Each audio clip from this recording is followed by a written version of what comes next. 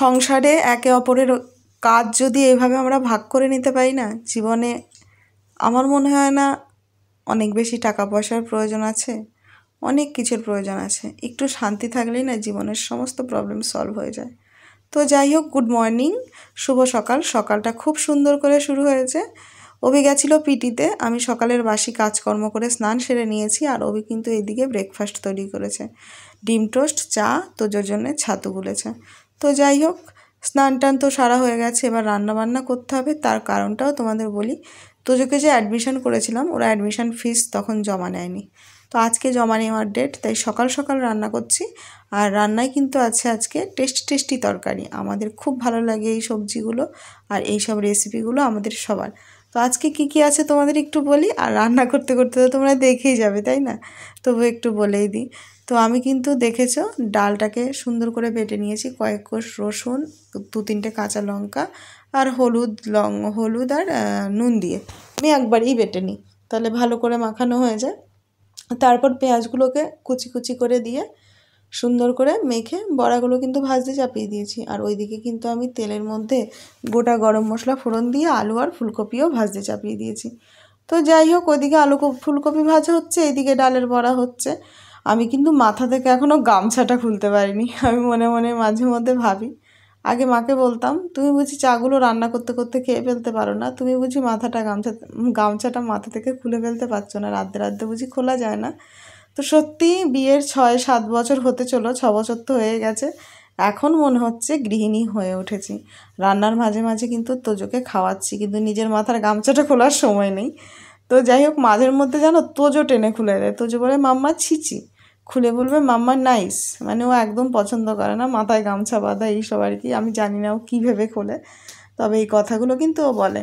খাওয়াতে খাওয়াতে খেলতে খেলতে এদিকে কিন্তু রান্নাও প্রায় এগিয়ে এসছে। তো যাই হোক, রান্নাবান্না শেষ।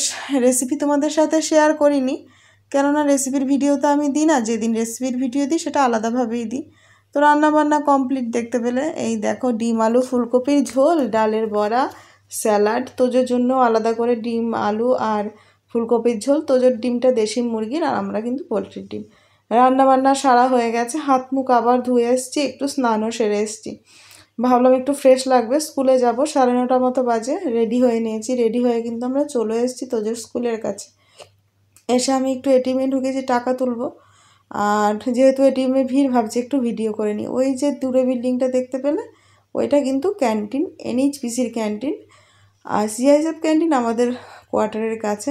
তো যাই হোক, আমরা চলে এসেছি এখন স্কুলে। তোজোর বাবা গেছে অফিসে, আমরা একটু স্কুলের মধ্যে ঘুরে ঘুরে বেড়াচ্ছি। আমরা বলতে তোজো ঘুরে ঘুরে বেড়াচ্ছে, আমি ওর পেছনে পাহারা দিচ্ছি ওকে। আর তোজো যেই জামাটা পরে আছে, এই জামাটা কিন্তু ওর দিদুন দিয়েছে।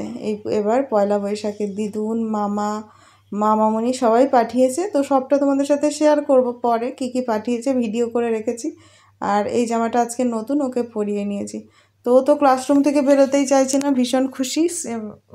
ক্লাসরুমের মানে টেবিল চেয়ারগুলো কিন্তু বেশ ভালোই হয়েছে, তার কারণ হচ্ছে মানে বাচ্চাদের জন্য তো ছোটো ছোটো করে করেছে, কমফোর্টেবল। স্কুলের কাজকর্ম শেষ করে চলে এসেছি মার্কেটে একটু অভির দরকার ছিল, তোজোর ইউনিফর্ম নেওয়ার ছিল, ওইগুলোই অভি সাজছে। আমি আর তোজো কিন্তু এখানে দাঁড়িয়ে আছি, ভীষণ রোদ, তাই আমি আর যাইনি। আর ইউনিফর্মটা এখানেই আমি জিজ্ঞেস করে নিলাম, বললো যে আয়রন করে ফোল্ড করা নেই, না হলে দিয়ে দিত। তো যাই হোক, আজকে কালকের মধ্যে তো লাগছে না, যখন লাগবে তখন নিয়ে যাব।